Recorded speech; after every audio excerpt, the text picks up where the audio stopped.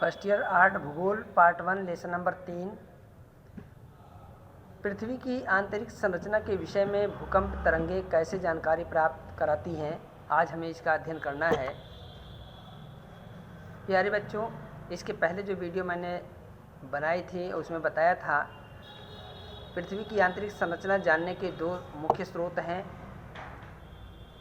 पहला है प्रत्यक्ष साधन और दूसरा है अप्रत्यक्ष साधन। प्रत्यक्ष साधन में भूकंप और ज्वालामुखी है और जो अप्रत्यक्ष साधन है इसमें तापमान, घनत्व और दबाव है। तो आज भूकंप के द्वारा कैसे धरातल के आंतरिक संरचना की जानकारी होती है, हम इसका अध्ययन करेंगे। तो ध्यान से देखते हैं। पृथ्वी की आंतरिक संरचना के विषय में भूकंप तरंगों से कैसे जानकारी प्राप्त होती है, इसकी व्याख्या हम आज करेंगे। भूकंप तरंगों के माध्यम से पृथ्वी की आंतरिक संरचना को प्रत्यक्ष रूप से जाना जाता है। भूकंपी तरंगें तीन प्रकार की होती हैं, पी, एस और एल, यानी प्राइमरी वेव्स हैं, सेकेंडरी वेव्स हैं और लैंड वेव्स हैं, यानी प्राथमिक तरंगें, गौण तरंगें और तो हमारी है धरातली तरंगें। तीन प्रकार की तरंगें। ये तीनों प्रकार की तरंगें पृथ्वी के आंतरिक भाग में टेढ़े मार्ग का अनुसरण करती हैं, यानी टेढ़े मार्ग से होकर ये तरंगें गुजरती हैं, जाती हैं। पी तथा यस तरंगें 1100 किलोमीटर गहराई तक के पदार्थों के घनत्व रिकॉर्ड कर सकती है।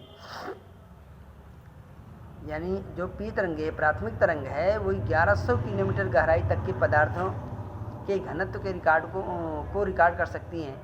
2900 किलोमीटर की गहराई के साथ इसकी तीव्रता भी बढ़ती जाती है। घटी तीव्रता पर एस तरंगें विलुप्त हो जाती हैं, यानी जब इसकी तीव्रता घट जाती है तो एस तरंगें लुप्त हो जाती हैं, समाप्त हो जाती हैं, तथा पी तरंगें आगे बढ़ती रहती हैं। यह प्रक्रिया बताती है कि पृथ्वी का क्रोड तरल तथा मैंटिल 2900 किलोमीटर तक ठोस है। यानी जो यस तरंगें हैं, क्योंकि वो तरल क्षेत्रों में लुप्त हो जाती है, तरल क्षेत्रों में ज़्यादा दूर तक नहीं जा पाती हैं, तो इसका मतलब ये कह रहा है कि 2900 किलोमीटर की गहराई के साथ इनकी तीव्रता बढ़ती जाती है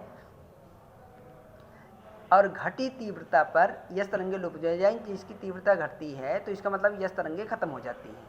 यस तरंगें, इसका मतलब यह है कि यहाँ तरल क्षेत्र आ जाता है, यस तरंगें खत्म हो जाती हैं, पी तरंगें आगे बढ़, लेकिन पी जो प्राथमिक हमारी तरंग है, पहली जो तरंग है वो आगे बढ़ती रहती है। और ये प्रक्रिया बताती है कि पृथ्वी का जो क्रोड है, आंतरिक भाग है, तरल है, मतलब इससे ये साक्ष्य प्रमाणित होता है कि इसके अंदर का जो बिल्कुल केंद्रीय जो है भाग है, क्रोड वाला भाग है, वो तरल है तथा मैंटिल 2900 किलोमीटर तक ठोस है। जो मैंटिल है 2900 किलोमीटर तक ठोस है। क्रोड तक पहुंचने पर एस तरंगें लुप्त हो जाती हैं तथा पी तरंगें चलती रहती हैं, क्योंकि पी तरंगें ठोस तथा तरल सभी पदार्थों में चल सकती हैं। जो पी तरंगें चलती रहती हैं, ठोस तरल दोनों में जा सकती हैं, लेकिन यस तरंगें तरल क्षेत्रों में नहीं जा पाती हैं, जबकि यस तरंगें केवल ठोस पदार्थों से होकर जा सकती हैं। जबकि 5000 किलोमीटर तक किसी भी प्रकार की तरंगें नहीं चलती हैं। जब 5000 किलोमीटर की गहराई है उस भाग में कोई भी तरंग नहीं चलती है। इस क्षेत्र को छाया क्षेत्र कहते हैं, यानी ऐसा क्षेत्र जहाँ पर भूकंप की तरंगें नहीं जा पाती हैं, वो सारा क्षेत्र क्या होता है, छाया क्षेत्र होता है। तो छाया क्षेत्र जो होता है प्राथमिक तरंगों का भी है, सेकेंडरी का भी है, दोनों तरंगों का छाया क्षेत्र होता है। लेकिन जिन क्षेत्रों में कोई भी तरंग नहीं पहुँच पाती है तो वो छाया क्षेत्र कहलाता है। यह सिद्ध होता है कि यह क्षेत्र पृथ्वी का वह भाग है जो भारी पदार्थ लोहा तथा निकिल से बना हुआ है, जिसका घनत्व 11 से 12 प्रति घन सेंटीमीटर है। पी तरंगों की या प्राथमिक जो तरंग है औसत गहराई 8 किलोमीटर प्रति सेकंड होती है। गौण तरंगें यस की गति 4.5 किलोमीटर प्रति सेकंड होती है।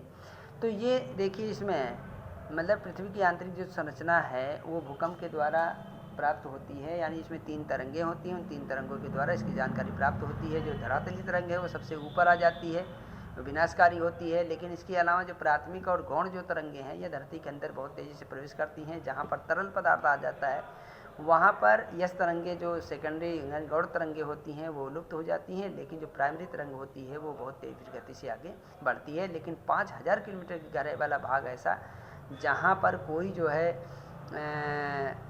तरंगे नहीं पहुँच पाती, तो वो जो है क्या होता है, छाया क्षेत्र कहलाता है। तो ये हो गया सवाल। इससे भूकंप से इस तरह की जानकारी प्राप्त होती है धरातल की आंतरिक संरचना की।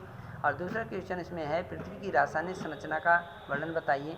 तो पृथ्वी की रासायनिक संरचना का हम एक नज़र में देख लेते हैं। प्रसिद्ध जो है जो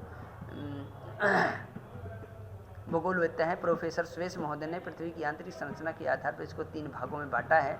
तो उन 3 भागों का हम अध्ययन कर लेते हैं। पहला इसमें है सियाल। पहली जो परत है, सुरेश महोदय ने पहली परत बताई सियाल। इसमें सिलिका और एल्युमिनियम की मात्रा यानी रासायनिक तत्व ही है, सिलिका एल्युमिनियम तत्वों की मात्रा इस परत में ज़्यादा है, इसलिए इस पहली परत को जो है सियाल कहते हैं। दूसरी जो परत हमारी है वो सीमा है। इसमें सिलिका और मैग्नीशियम तत्वों की ज़्यादा अधिकता है, इसलिए इसको जो है सीमा कहते हैं। और तीसरी जो हमारी परत है निफे है, निकिल और फेरियम, ये सबसे आंतरिक परत है, लास्ट की परत बिल्कुल केंद्र से पृथ्वी के केंद्र का क्रोड वाला भाग है। तो इसमें भारी तत्व पाए, निकिल और फेरियम यानी भारी तत्व पाए जाते हैं। इन्हीं भारी तत्वों के पाए जाने के लोहा, निकिल और फेरियम यानी लोहा पाया जाता है और भारी तत्व होता है। तो इसी लोहे के कारण पृथ्वी के अंदर चुंबकत्व भी पाया जाता है। तो ये 3 इसमें इन्होंने पदार्थ 3 परतें बताई है। इसमें फिगर बनाया हुआ, फिगर आप देख लीजिए। पृथ्वी की आंतरिक संरचना के आधार पर सुरेश महोदय ने 3 परतें बताई है। तो पहली परत इसमें देखो सबसे ऊपर है मैंटिल, ये भूपर्वटी यानी ये सब धरातल के सबसे ऊपरी परत है और बहुत पतली परत है। इसके बाद इसमें दूसरी सियाल है, सिलिका एल्युमिनियम है, दूसरी इसमें सीमा है, सिलिका मैग्नीशियम है, और तीसरी इसमें निफे, निकिल और फेरियम है। तो इन तीनों जो परतें हैं उन परतों को मैंने आपको बता दिया है। बाकी इसमें जो डिटेल में लिखा गया है उसको आप ध्यान से देख लीजिए, नोट बना लीजिए, सही से समझ लीजिए। तो ये सवाल बड़ा मुश्किल नहीं है, बहुत आसानी से आपको समझ में आ जाएगा।